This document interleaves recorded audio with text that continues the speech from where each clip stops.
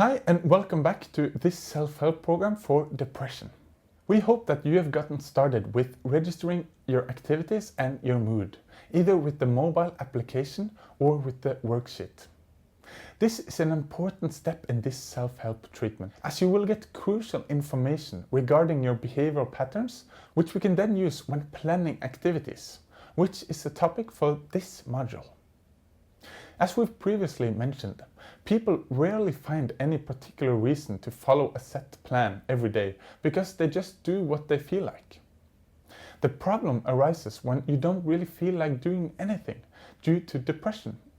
If that's the case, then you will have to plan and engage in positive activities in order to get back the internal motivation.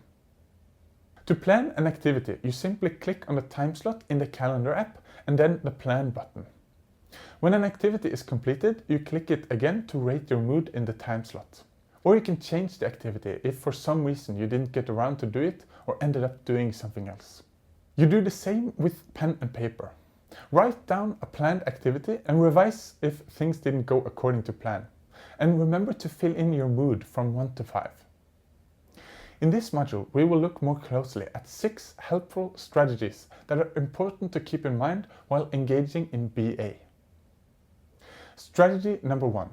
Use the last week's registration as a starting point.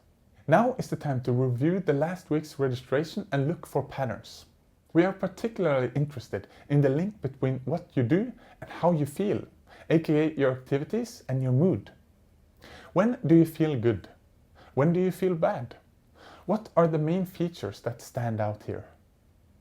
Some experience daily fluctuations, where some days are good and some are bad, while others may experience a monotonous, poor mood, just about every day. In the latter case, then we recommend planning an activity when it suits you. If the former is the case and you fluctuate daily, then it's a good strategy to plan activities when you're feeling depressed. Let's say that you have a consistent inactivity period with a lot of rumination after dinner. Then this is a terrific place to start with a planned activity.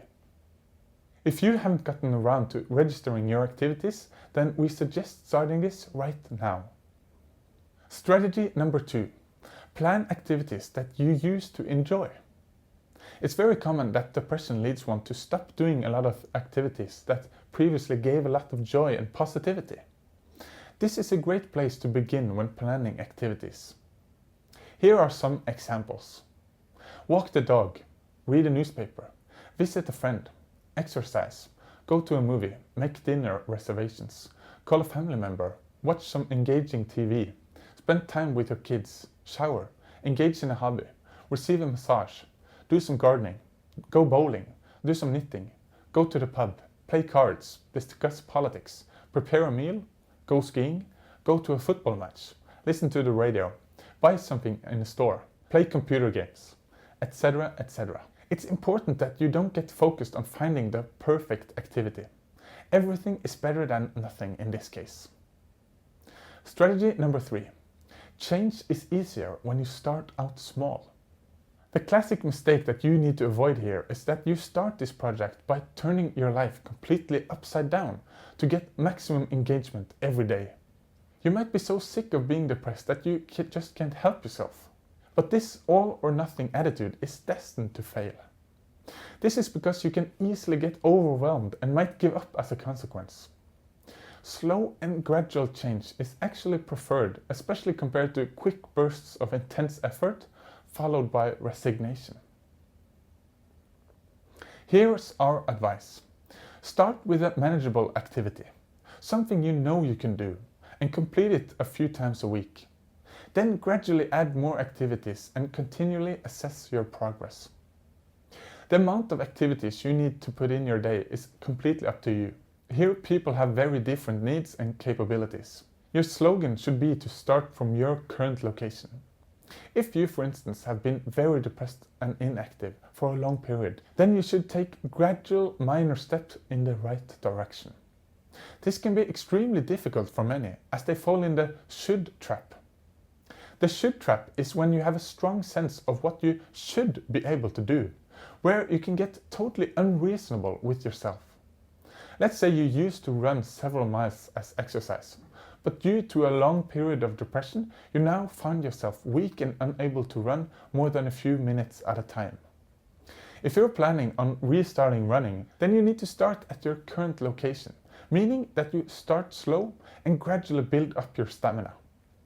You fall headfirst into the should trap if you feel that you should be able to run longer, but you struggle with it, and you may end up giving up completely because it seems impossible.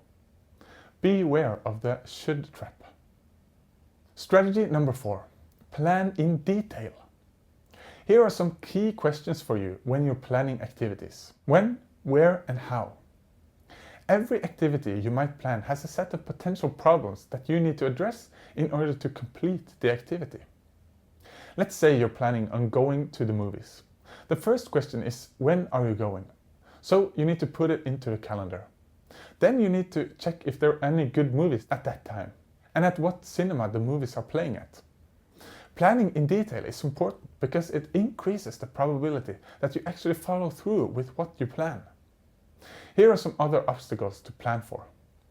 The movie is sold out, it starts to rain just as you're leaving, you're busy watching the kids, you can't find anyone to go with, you lose your motivation right before leaving. And here are some examples of planning. You book tickets beforehand, you make sure you have an umbrella at hand, make a babysitter appointment, talk to a friend in advance, make a commitment with yourself. The more details you plan for, the better. Strategy number 5. Experiment and keep an open mind. We want you to re-engage with your life with a new attitude.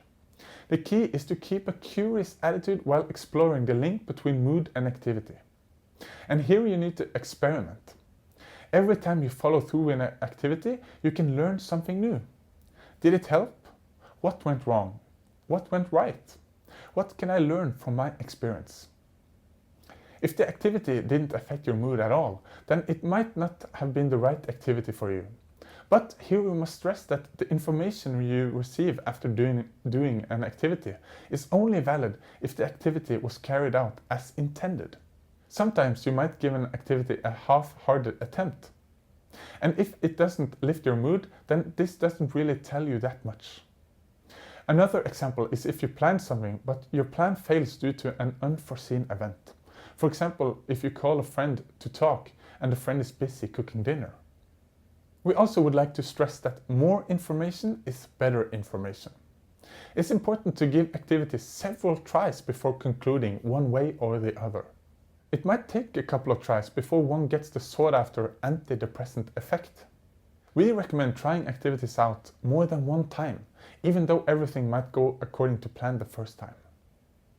You can try to imagine that you're a scientific researcher and that your main focus is on experimenting the link between your activities and your depression.